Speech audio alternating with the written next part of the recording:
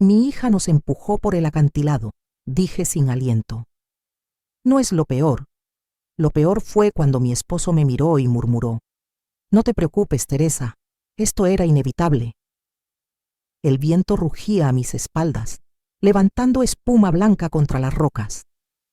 Sentí el filo del abismo en mis talones, el vértigo de la muerte a un paso. El golpe en mi hombro aún ardía, su risa aún vibraba en mis oídos, y sin embargo, fueron esas palabras de Antonio, tan tranquilas, tan frías, las que me partieron en dos. En ese instante, supe que mi vida no se derrumbaba por la caída, sino por la traición que llevaba años creciendo a mi lado. Suscríbete para más historias. El aire me sabía a hierro, mezclado con el polvo de la roca y el perfume barato de Alicia que todavía me rozaba la piel. No era la primera vez que me trataba como un estorbo, pero jamás imaginé que llegaría tan lejos.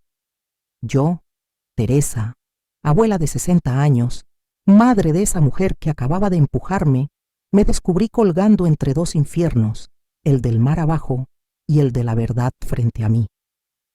Antonio no me tendió la mano, solo me observó con los ojos húmedos, y en ese silencio se abrió un abismo más grande que el que tenía a mis pies. Me aferré a una roca saliente, uñas sangrando, rodillas raspadas. El corazón martillaba como un tambor de guerra. Alicia, desde arriba, soltó un bufido de fastidio. «Dios mío, mamá, dramatizas por todo». Tragué saliva, intentando que mis palabras no fueran un grito de rabia. «¿Qué has hecho, hija? ¿Qué has hecho?». Pero ella ya no escuchaba. Su silueta se apartaba, ligera, satisfecha, como si acabara de tirar una bolsa de basura al vacío. Mi esposo se inclinó entonces, apenas un poco.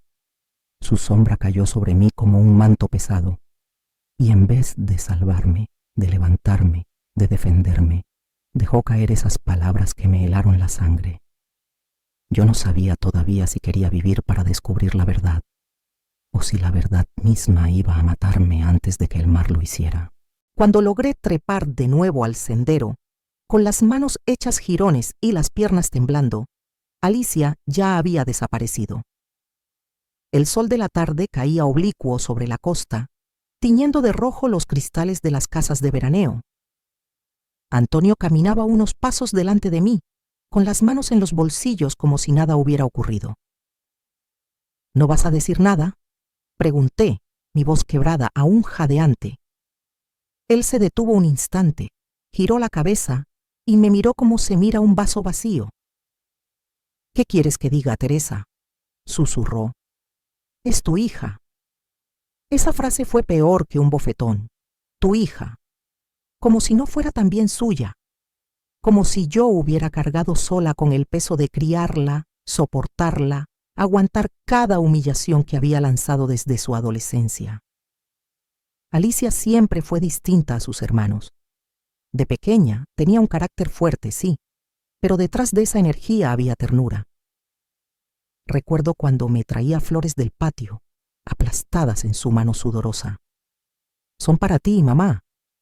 Esos días quedaron sepultados bajo años de reproches y exigencias. Cuando se casó, todo empeoró. Yo era la criada perfecta, cuidaba de su hija, cocinaba para las reuniones, limpiaba después de sus fiestas.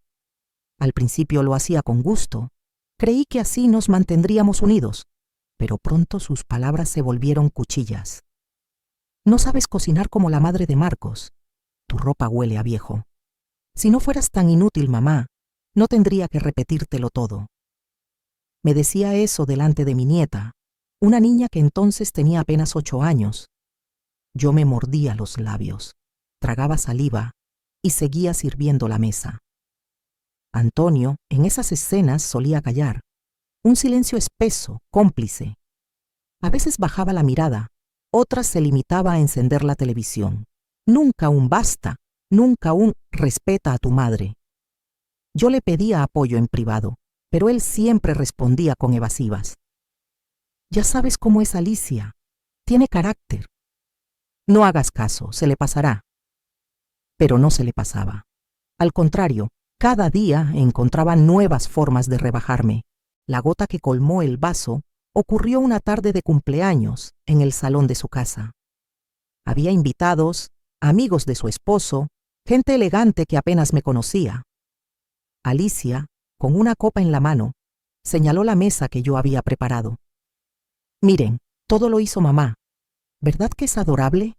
A su edad todavía se entretiene con estas cositas. Las risas fueron como piedras contra mi pecho. La nieta me miró con una mezcla de compasión y vergüenza ajena. Y Antonio aplaudió suavemente, como si también estuviera celebrando la broma. Esa noche lloré sola en mi cuarto. El reflejo en el espejo me mostró a una mujer cansada, con arrugas que no nacían de la edad, sino del desprecio constante. Juré entonces que no volvería a permitir que me trataran como un mueble viejo. Pero la vida me fue llevando de escena en escena, cada vez más humillante, hasta aquel día en el acantilado. Mientras caminábamos de vuelta, con el mar rugiendo a nuestras espaldas, sentí que todo se unía: las burlas, los silencios, la indiferencia. Mi familia no era un refugio, era una jaula. Y lo peor estaba aún por revelarse. Al día siguiente del acantilado, desperté con el cuerpo entumecido y las uñas rotas. Antonio no mencionó nada de lo ocurrido, ni una palabra en el desayuno. Se limitó a untar mantequilla en el pan, a mirar el reloj, como si la noche anterior no hubiéramos rozado la muerte. Ese silencio me carcomía más que los recuerdos. Cuando Alicia vino a recoger unas cosas a la casa, entró con la naturalidad de quien se siente dueña de todo. Ni un saludo ni una disculpa. Caminó por el pasillo y lanzó al pasar: «Mamá, ¿ya pensaste lo de la escritura?». Me quedé helada. ¿Qué escritura? Ella alzó una ceja, como si yo fingiera ignorancia. La casa del pueblo, la que era de la abuela. Ya deberías haber firmado la cesión para que esté a nombre mío y de Marcos. Sentí que el aire se volvía espeso. Esa casa era mi único refugio, el lugar donde crecí, donde guardaba mis fotos y cartas antiguas, los recuerdos que nadie más valoraba. Jamás la cederé, dije con un hilo de voz. Alicia rió, una risa seca, cruel. Ya hablaremos, mamá. Tú no entiendes de papeles, pero papá sí. Me miró con desdén y salió dando un portazo. Cuando se fue, busqué a Antonio en el patio. Él estaba arreglando el coche con la camisa manchada de grasa. ¿Sabías de esto?, pregunté temblando. No levantó la cabeza. No hagas un drama, Teresa. Todo se puede arreglar. Ese arreglar sonó como un cuchillo. Más tarde, decidí revisar los cajones del escritorio donde Antonio guardaba las facturas. Hacía años que él llevaba las cuentas y yo confiaba ciegamente. Pero ese día, con las manos temblorosas, abrí carpetas que olían a polvo y desconfianza. Entre recibos de luz y pólizas de seguro, encontré un sobre con papeles más formales. Era un borrador de contrato. En el encabezado se leía: cesión de derechos de propiedad. Mi nombre estaba allí, con letras frías, seguido por el de Alicia. El documento estaba fechado hacía meses. El suelo se me movió bajo los pies. Antonio había estado planeando todo en silencio. El corazón me golpeaba las costillas mientras buscaba más pruebas. Entre papeles arrugados apareció una carta, escrita a mano, con la caligrafía de mi hija. Papá, confío en ti. Mamá no entiende lo que es mejor para la familia. Recuerda lo prometido. Las letras bailaban ante mis ojos. Lo prometido. ¿Qué promesa habían hecho a mis espaldas? De pronto escuché los pasos de Antonio entrando al pasillo. Cerré el cajón de golpe y me limpié las lágrimas. Cuando cruzó el umbral, me encontró de pie, fingiendo que acomodaba unas fotos antiguas. «¿Qué haces aquí?», preguntó, mirándome con una mezcla de sospecha y cansancio. Yo respondí con la voz más firme que pude: «Ordenando recuerdos», pero por dentro sabía que había abierto una puerta que ya no podría cerrar. Algo oscuro se movía en mi casa, disfrazado de familia, y estaba escrito en tinta, esperando mi firma. Los días siguientes caminaba como un fantasma dentro de mi propia casa. Cada cajón cerrado me parecía un secreto, cada llamada de Antonio a media voz, una traición. No sabía cuánto tiempo llevaba cocinándose ese plan, pero estaba claro que no era algo improvisado. Una tarde decidí salir a despejarme. El aire del barrio era denso, con olor a pan recién hecho de la panadería de la esquina y el humo de los coches que subían la cuesta. Caminé despacio, saludando a conocidos con una sonrisa cansada. Doña Mercedes, mi vecina de toda la vida, me detuvo con un gesto. Una mujer menuda, siempre con un delantal lleno de harina, ojos vivos y lengua afilada. Teresa, ven, que necesito hablar contigo. Entré en su pequeño local, donde el calor del horno hacía sudar las paredes. Ella me ofreció un vaso de agua y me miró fijamente. No quiero meterme donde no me llaman, pero tu hija anda diciendo cosas feas de ti por el barrio. Sentí un escalofrío. ¿Qué cosas? Mercedes bajó la voz, aunque estábamos solas. Que ya no puedes cuidar de ti misma, que estás perdiendo la memoria, que lo mejor es que la casa quede en manos de ella y de su marido para evitar problemas. Me quedé muda. Así que ese era el camino, pintarme como una vieja inútil para justificar el robo de mi propia vida. Eso es mentira, dije con rabia contenida. Ya lo sé, Teresa, pero ten cuidado. Las palabras vuelan, y cuando vuelan demasiado, acaban pareciendo verdad. Salí de la panadería con el corazón apretado. El mundo que creía seguro empezaba a resquebrajarse. Esa misma noche recibí la visita de mi cuñada Rosa, hermana de Antonio. Siempre había sido distante, pero aquella vez parecía distinta, casi nerviosa. Necesito contarte algo, me dijo en voz baja, sentándose en la sala. Sacó de su bolso un papel doblado. Era una copia de un correo electrónico que había llegado por error a su bandeja. Alicia escribía a Marcos: si mamá se niega, tenemos de nuestro lado lo que dijo el médico. Papá lo confirmará. Es cuestión de tiempo. Leí esas líneas con las manos temblando. ¿Qué médico?, pregunté confundida. Rosa encogió los hombros. No lo sé, pero parece que quieren usar algún diagnóstico para declararte incapaz. Las palabras me golpearon como piedras. Incapaz. Querían borrarme de mi propia vida, tachar mis decisiones como si fuera una niña. Cuando Rosa se marchó, me quedé sola en la penumbra del salón.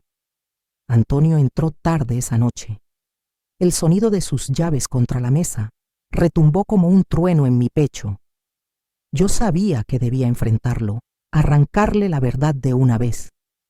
Pero al verlo quitarse los zapatos en silencio, como si todo estuviera en orden, sentí una mezcla de miedo y furia que me paralizó. El eco de las voces del vecindario, los rumores y las pruebas me dejaban claro algo. No era solo Alicia. Había más manos moviendo los hilos. Y Antonio estaba, de alguna manera, enredado en ellos. Desde que supe de los rumores, cada gesto de Alicia se volvió más cruel, más calculado. No era ya solo desprecio, era una campaña, un guión que ella repetía con paciencia venenosa. Una mañana me llamó para que fuera a su casa a ayudar con la comida. Había invitados, colegas de Marcos, todos jóvenes y vestidos con trajes caros. Yo llegué con un pastel que había horneado de madrugada, pensando que, al menos, eso mostraría que aún era útil. Cuando entré en el comedor, Alicia alzó la voz con fingida ternura. Miren, mi mamá, siempre insiste en traer algo, aunque ya no está para estas cosas. Las risas se esparcieron como un veneno invisible. Yo apreté la fuente entre mis manos, sonriendo débilmente, tragando el nudo en la garganta. Durante la comida, me pidió que sirviera el vino. Me levanté obediente, pasando copa por copa. En medio de la mesa, uno de los hombres murmuró en tono burlón: «Se nota quién manda aquí». Alicia rió, echando la cabeza hacia atrás. Claro, mi mamá está acostumbrada a servir. Toda su vida lo ha hecho. Antonio estaba allí. No dijo nada, ni una palabra. Se llevó la copa a los labios y bebió como si no oyera nada. Al terminar recogí los platos. Alicia me siguió a la cocina, y cuando los invitados ya no podían escuchar, me espetó al oído. ¿Ves? No sirves más que para esto, y pronto ni para eso. Me giré con los ojos llenos de lágrimas, pero también de rabia. Soy tu madre, Alicia, tu madre. Ella sonrió con desdén. Eres un obstáculo, y los obstáculos se apartan. Esa noche me sentí rota, pero no estaba sola en mi dolor. Mi nieta, Clara, entró en la cocina con pasos tímidos. Tendría 14 años, los ojos llenos de dudas. Abuela, dijo bajando la voz, no les hagas caso. Yo sé que eres fuerte. Sus palabras fueron un bálsamo, un hilo de esperanza en medio de la tormenta. Le acaricié el cabello y la abracé con fuerza, conteniendo las lágrimas. Gracias, mi niña. Algún día entenderás lo que significa todo esto. Ella me miró con seriedad impropia de su edad. Ya lo entiendo. Mamá no debería tratarte así. Por primera vez en mucho tiempo, sentí que alguien veía lo que yo veía. No estaba del todo sola. Esa chispa de complicidad con Clara encendió en mí una determinación nueva, pero también un temor. ¿Y si ellos descubrían que la niña estaba de mi lado? ¿Qué harían para callarla? El peso de la humillación ya no solo me aplastaba a mí, amenazaba con arrastrar también a la única inocente en todo este infierno. La chispa de esperanza que me dio Clara me sostuvo durante días, pero también me obligó a abrir los ojos. Si quería sobrevivir a la tormenta que mi hija había desatado, necesitaba pruebas. Algo más que mi palabra contra la suya. Una tarde, mientras Antonio dormía la siesta en el sofá, decidí arriesgarme. Me metí en su despacho, ese cuarto que siempre mantenía cerrado, con la excusa de que ahí había demasiados papeles importantes. El olor a polvo y tinta me golpeó apenas abrí. En el escritorio encontré carpetas apiladas. Al principio eran solo facturas de servicios, pólizas, contratos de seguros. Pero al fondo, entre hojas amarillentas, apareció una carpeta azul sin título. La abrí con manos temblorosas. Dentro había copias de correos impresos. Reconocí la dirección de Alicia y junto a ella, la de un abogado que jamás había escuchado nombrar. Las frases me helaron la sangre. Si mi madre no coopera, usaremos el informe del doctor Salcedo. Antonio está de acuerdo en que no puede seguir tomando decisiones sola. El acantilado fue un error, pero debemos acelerar el proceso. El acantilado. Lo mencionaban como si fuera un incidente menor, un tropiezo en un plan mucho más grande. Entre esos papeles encontré también un sobre cerrado. Lo abrí con cuidado. Era una copia de mi testamento, o mejor dicho, de una versión alterada. Mi firma estaba falsificada. En ese documento, toda mi propiedad pasaba directamente a Alicia y Marcos. Ni rastro de Clara. El corazón me martillaba. Me apoyé en el escritorio para no caer. El silencio de la casa era absoluto, roto solo por el ronquido leve de Antonio en el salón. Sentí un sudor frío recorrerme la espalda. En ese momento escuché un crujido en el pasillo. Clara estaba allí, de pie, con los ojos abiertos como platos. Abuela, ¿qué haces? Me acerqué rápido y le puse un dedo en los labios. Shh. Nada, mi niña, solo buscando algo. Ella entró al despacho y miró los papeles. Señaló una hoja en particular, un recibo de una notaría.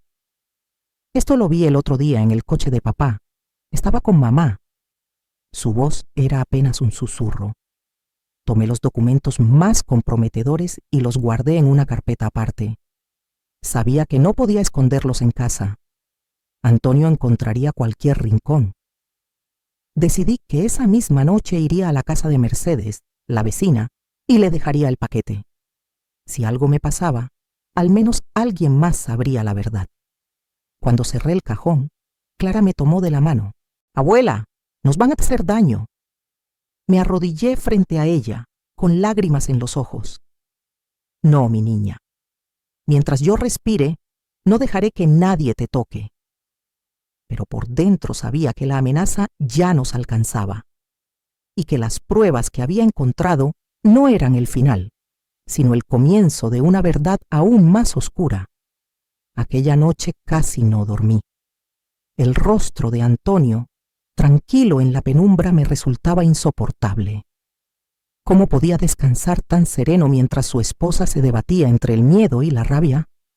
A la mañana siguiente, lo encontré en la cocina preparando café. El aroma cálido me recordó épocas en las que compartíamos risas, planes sencillos, días sin sombras, pero esos recuerdos ya no me pertenecían. «Antonio», dije con voz firme, «¿qué significa todo esto?» Él me miró con una calma que me heló. «¿De qué hablas?» Saqué la carpeta azul que había guardado bajo mi abrigo. La coloqué sobre la mesa. Sus ojos se encendieron de inmediato como brasas al descubrirse. «¿Dónde encontraste eso?», preguntó su voz grave y contenida. «En tu despacho. ¿Cuánto tiempo llevas planeando esto con Alicia?»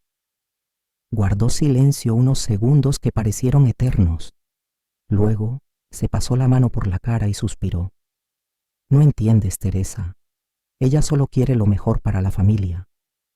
¿Lo mejor? ¿Empujarme por un acantilado es lo mejor? ¿Inventar que estoy perdiendo la memoria? ¿Falsificar mi firma? Él bajó la mirada. Su silencio era una confesión. «¿Por qué?», pregunté casi en un grito. «Eres mi marido». Entonces murmuró algo que me desgarró. «Lo hago porque no quiero que termines como mi madre». Esa frase me golpeó como un martillo. Su madre, una mujer que había pasado sus últimos años aislada, dependiente, sin poder decidir ni sobre lo que comía. Recordé vagamente las discusiones antiguas, las visitas al hospital, los papeles de la herencia. Antonio había cargado siempre con ese peso. «Esto no es protección, Antonio», le dije con lágrimas en los ojos. «Es una traición». Él levantó la vista y en sus pupilas vi un torbellino, culpa, miedo y algo más oscuro.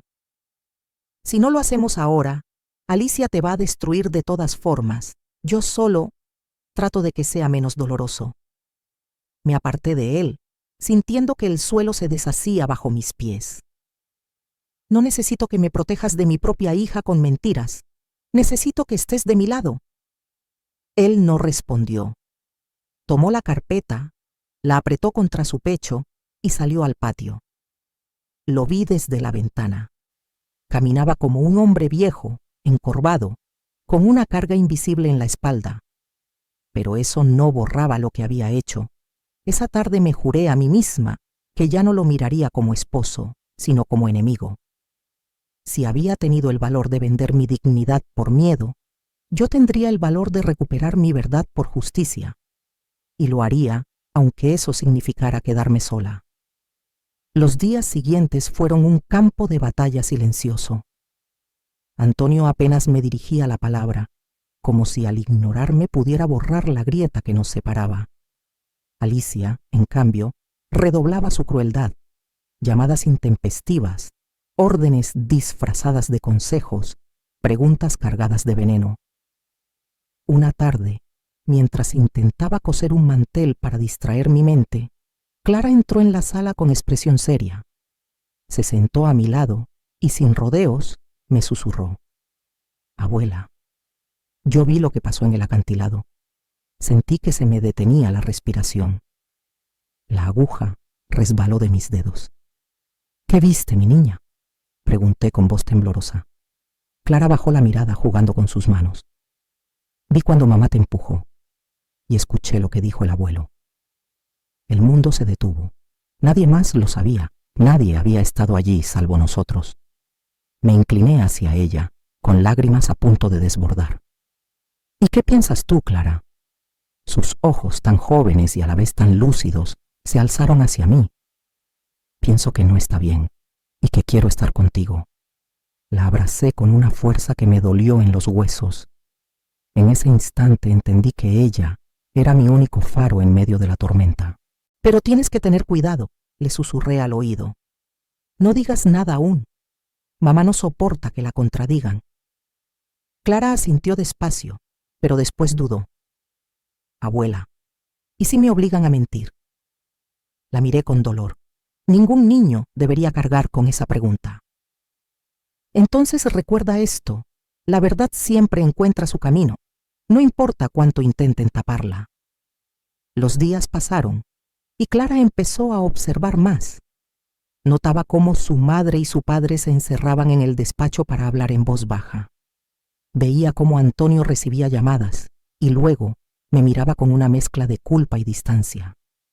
Una noche, mientras cenábamos, Clara rompió el silencio. Mamá, ¿por qué dices que la abuela olvida cosas si yo nunca la vi olvidar nada?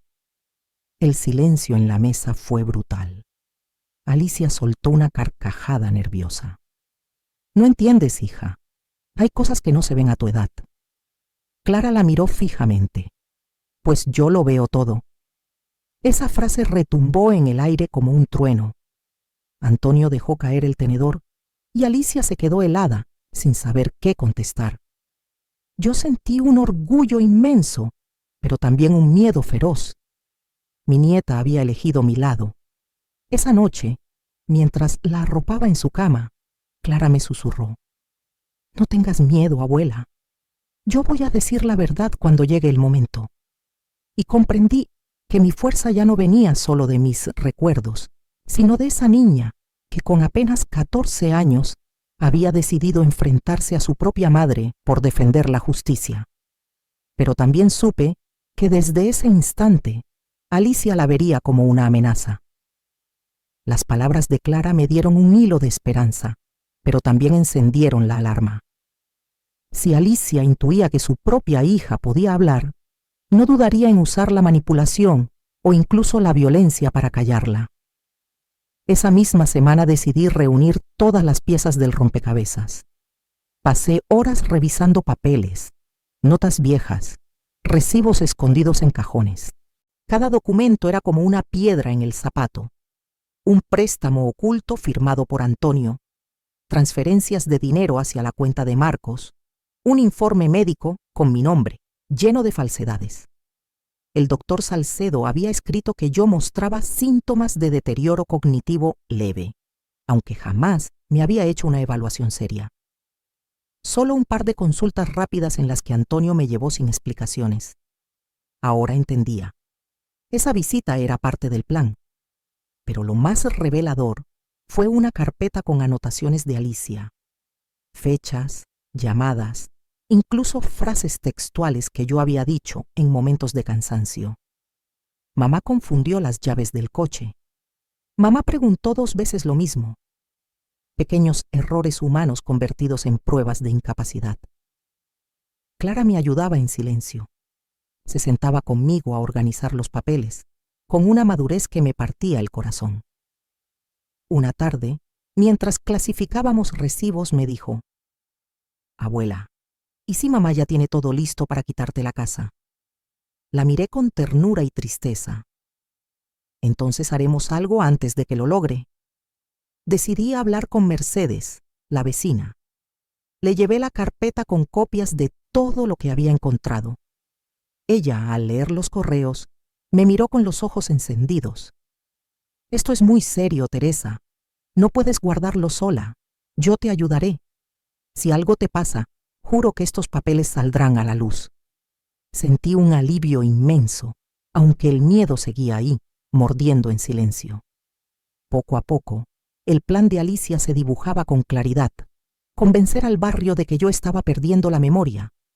Obtener un informe médico falso que lo confirmara. Con la complicidad de Antonio, acelerar la sesión de la casa. Si me resistía, empujarme al límite, incluso físicamente. El acantilado ya no era un accidente, era un ensayo fallido. Esa noche, mientras escuchaba los pasos de Antonio en el pasillo, comprendí algo más doloroso. Mi marido no era solo un hombre débil atrapado en las redes de su hija. Él había participado activamente. Sus silencios eran tanto un escudo como un arma. Me acosté sin poder cerrar los ojos. Clara dormía en la habitación de al lado, respirando tranquila. Y yo, en la oscuridad, hice un juramento. Desenmascararía a Alicia y a Antonio, aunque me costara todo, porque lo único peor que perder mi casa sería perder mi dignidad.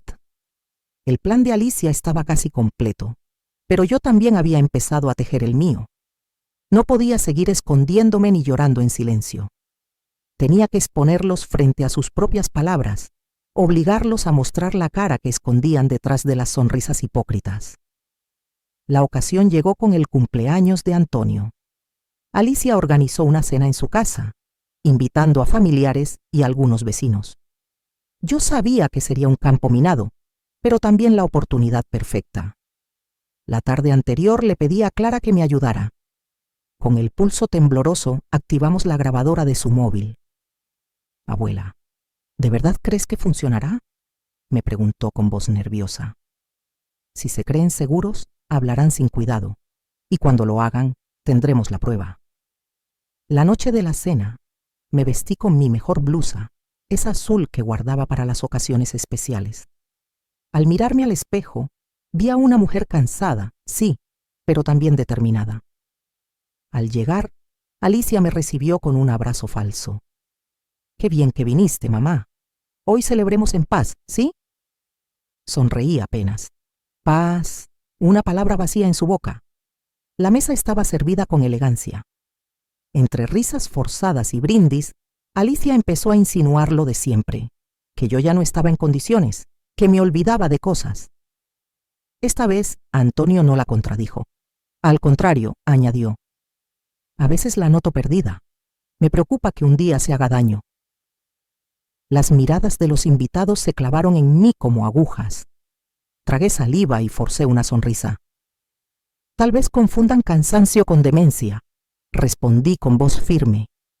Alicia cambió de tono, bajando la voz para que solo los más cercanos escucharan. «No es cansancio, mamá. Tú sabes que lo mejor es que nos encarguemos de la casa. No puedes manejarlo sola».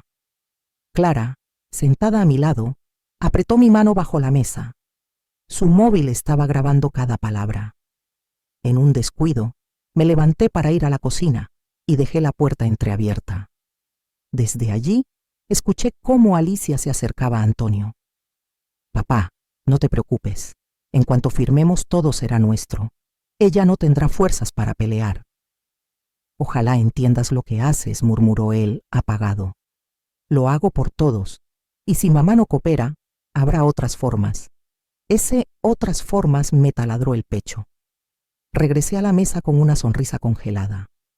Nadie sospechó nada. La cena continuó entre brindis, pero yo ya tenía lo que necesitaba: sus propias voces, desnudas, sin máscaras. Al despedirme, Alicia me besó en la mejilla y susurró: «No tardes mucho en decidir, mamá.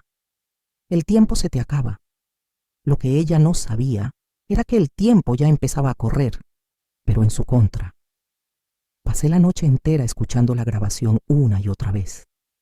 La voz de Alicia sonaba como un látigo, fría, segura, cruel.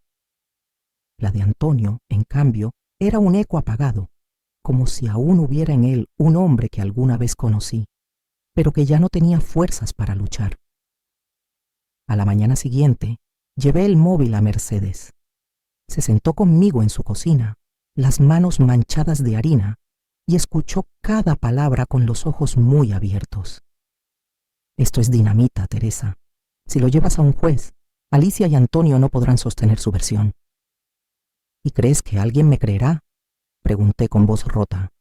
«Claro que sí. Y si no, aquí estoy yo». «Yo lo escuché. Yo testificaré».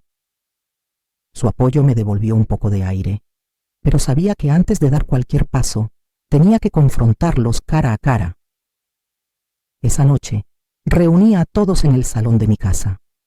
Alicia llegó con su sonrisa venenosa, Marcos detrás como sombra sumisa.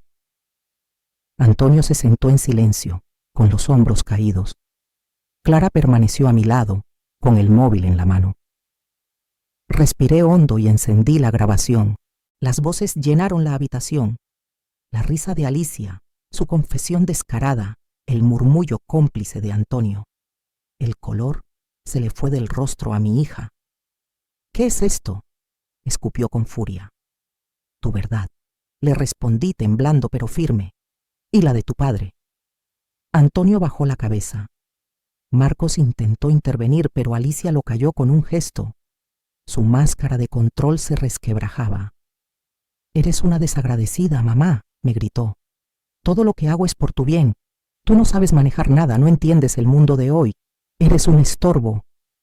Clara se levantó entonces, con una valentía que me partió el alma.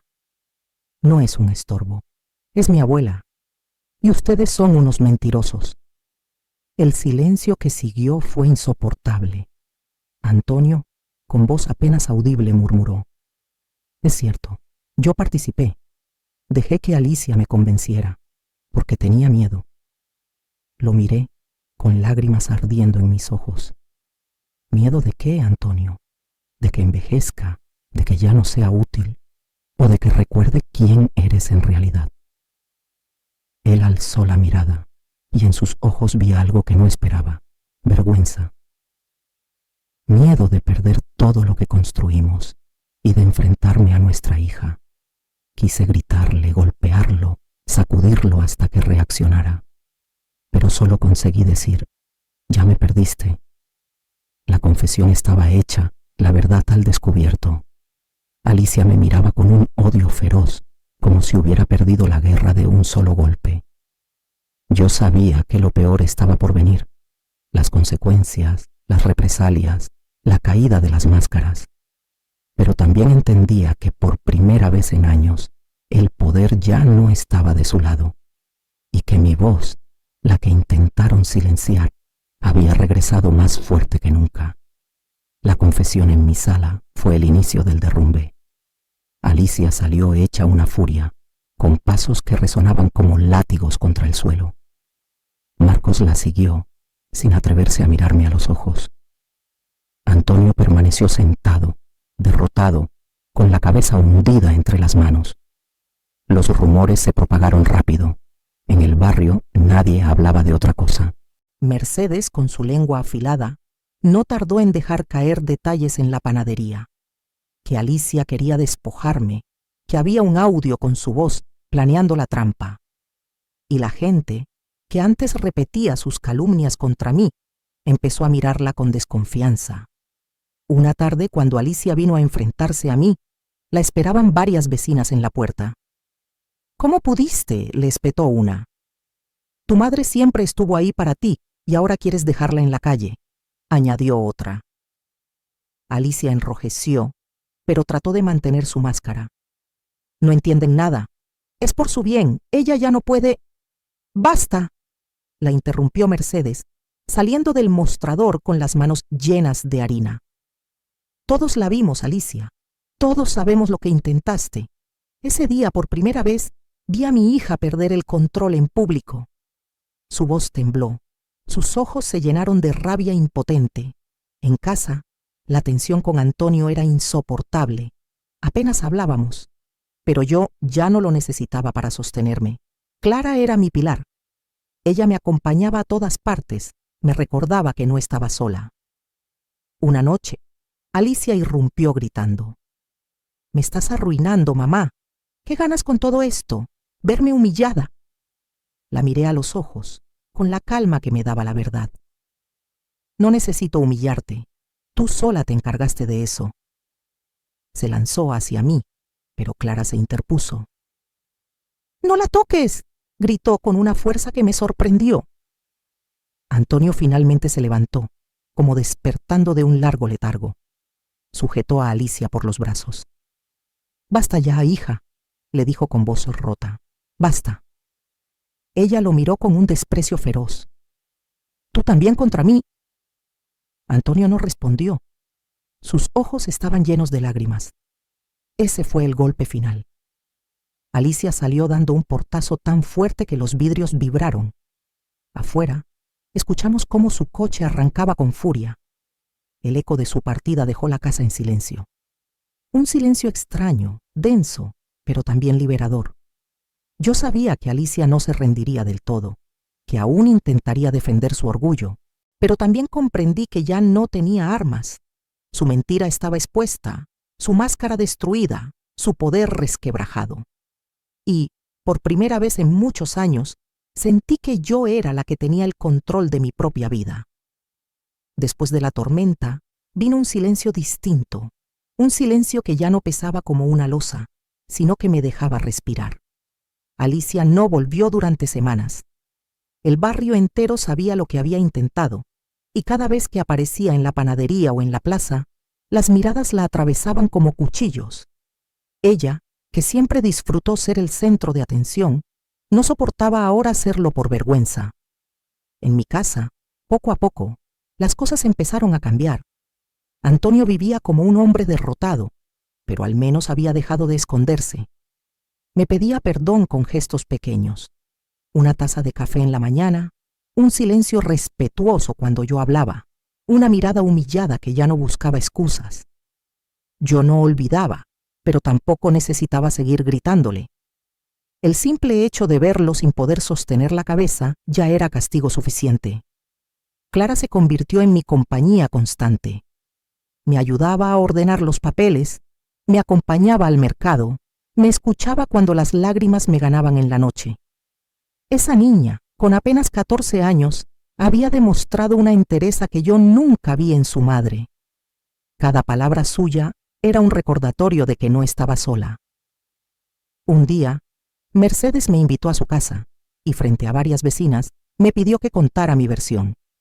Yo dudé, pero al final hablé. Les relaté cómo Alicia me había empujado, cómo Antonio había callado, cómo intentaron hacerme pasar por incapaz. Nadie interrumpió. Cuando terminé, todas me abrazaron. Fue la primera vez en años que sentí apoyo real de la comunidad. Poco después, un periodista local se enteró de lo sucedido. Publicó un artículo en el que me llamaba la abuela que se defendió de la codicia. Ver mi historia en tinta me estremeció, pero también me dio una fuerza nueva. Ya no era un secreto vergonzoso, era una advertencia pública. Con el tiempo, empecé a recuperar pedacitos de mi vida. Volví a coser para vender en el barrio, como hacía de joven. Reí de nuevo en las sobremesas con Mercedes. Caminaba cada mañana con Clara, mirando el mar sin miedo, como si quisiera enseñarle que los abismos no siempre devoran, a veces también enseñan a resistir. Una tarde, Clara me preguntó: «Abuela, ¿te duele todavía?». La miré con ternura. «Sí, mi niña, pero ya no es un dolor que me rompe. Ahora es un dolor que me recuerda que sigo viva».